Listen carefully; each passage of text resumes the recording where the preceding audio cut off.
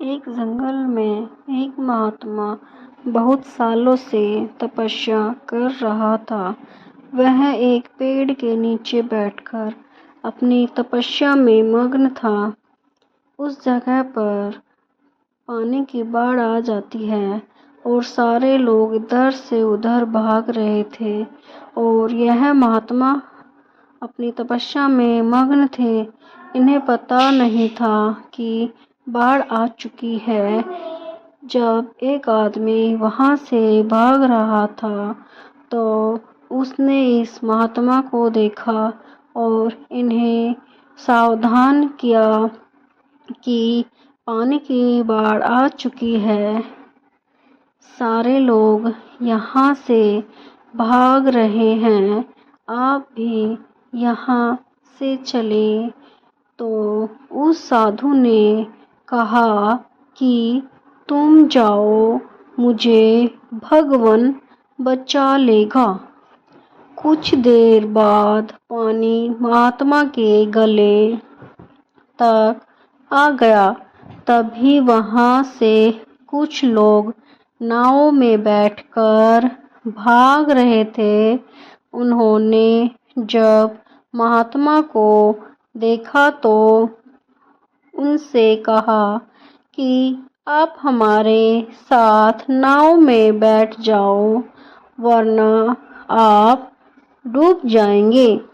लेकिन महात्मा ने फिर से वही बात कहा कि तुम जाओ, मुझे भगवान बचा लेगा। और वह लोग भी वहां से नाव लेकर चले गए। थोड़ी देर के बाद जब पानी बढ़ने लगा तो वह एक पेड़ पर चढ़ गए। तभी वहां से एक हेलीकॉप्टर गुजर रहा था जो लोगों को बचा रहा था। जब उन्होंने इस महात्मा को देखा तो उनकी तरफ रस्सी फेंकी और उन्हें ऊपर आने को कहा। लेकिन उन्होंने फिर से वही कहा कि तुम जाओ, मुझे भगवान बचा लेगा।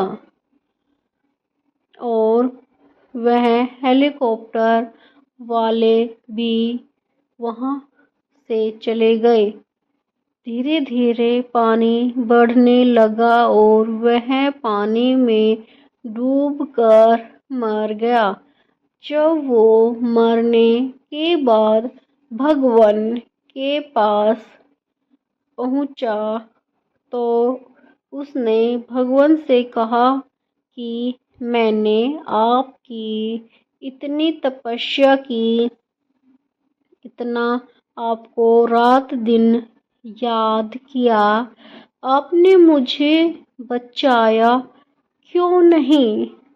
तो भगवान ने कहा, अरे बेवकूफ, मैंने तुझे बचाने के लिए 3 बार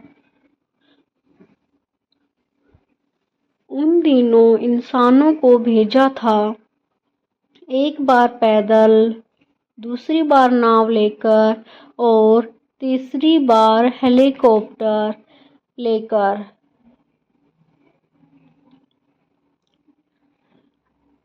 इस कहानी से हमें यह सीख मिलती है कि खुदा हमेशा किसी न किसी को जरिया बनाकर भेजता है हमारी मदद करने के लिए। लेकिन हम अपने घमंड में उन्हें पहचान नहीं पाते हैं और ऐसे मौके हाथ से गवा बैठते हैं। धन्यवाद।